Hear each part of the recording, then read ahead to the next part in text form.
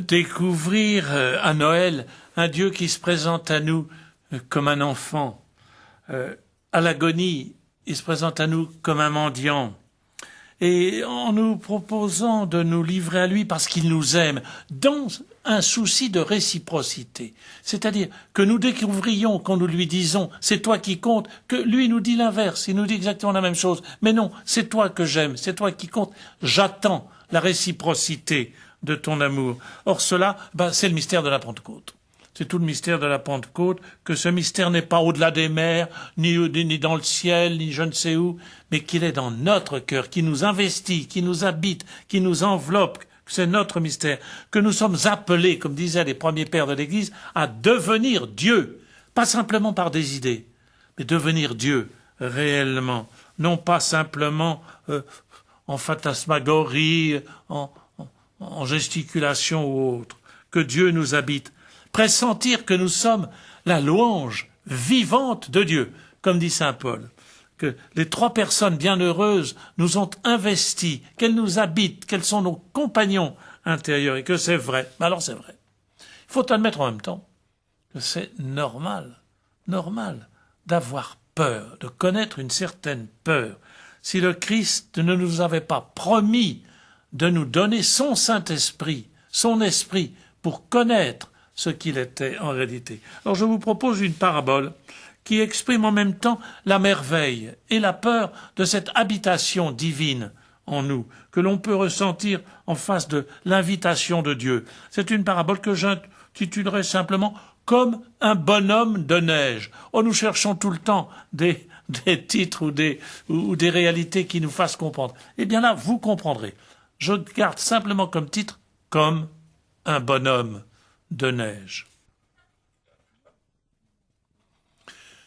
Lorsqu'il a réalisé cette présence, avec en même temps cette douceur et cette force de Dieu en lui, le très bel auteur anglais, celui que j'ai une passion pour lui, alors vous me pardonnerez de l'évoquer quelquefois, Clive Staple Lewis, énonce cette surprise qu'il a eue. Et il dit ceci, il dit qu'il a eu l'impression à ce moment-là d'être comme un bonhomme de neige qui commence à fondre, et il écrit « La fonte commença dans mon dos. D'abord goutte à goutte, puis bientôt par petits ruisselets. C'était l'impression assez désagréable de fondre comme un bonhomme de neige. En commençant par le dos, il fallait mettre mes actes, mes pensées, mes désirs en harmonie avec l'Esprit Saint. » Et je trouve dans cette image quelque chose d'épatant. Le catéchisme pose des questions et demande qu'est-ce que c'est que la grâce. Et on nous répond parfois par une réponse un peu subtile ou peut-être difficile. Comment ça commence la grâce?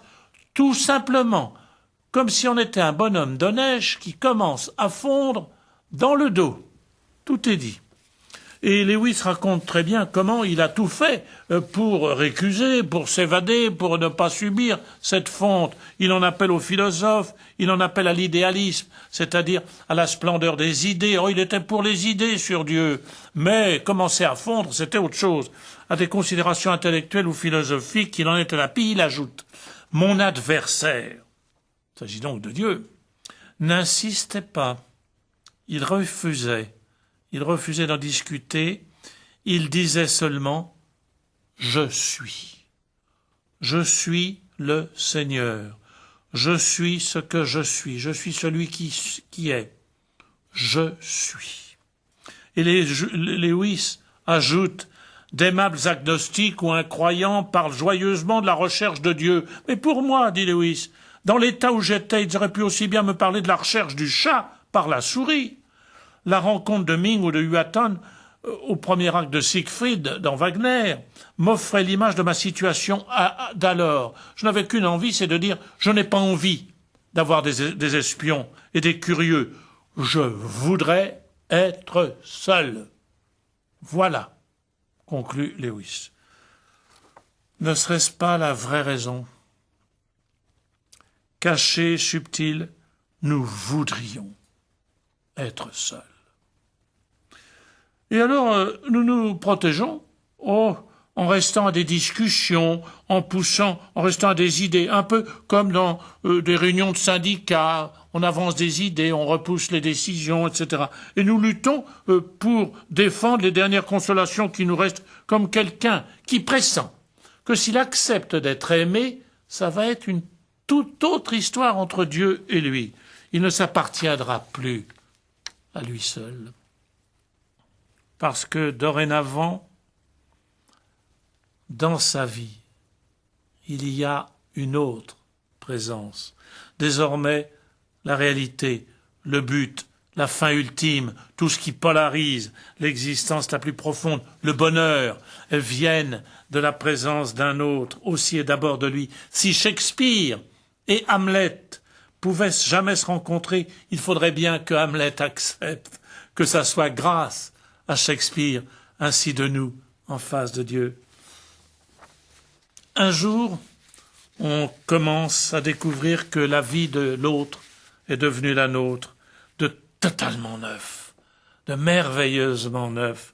Ce n'est plus seulement des impressions, des sentiments, des angoisses, ou bien des extériorisations de joie, des alléluia, des abstractions, mais c'est la réalité, la seule qui compte. Alors je vais vous proposer quelque chose dans votre prière ce soir. Pardonnez à l'Esprit Saint de Dieu, s'il est tellement discret, s'il est tellement merveilleux, et pardonnez-lui s'il commence par nous faire fondre comme un bonhomme de neige dans le dos. Cela commence toujours plus ou moins un peu dans le dos.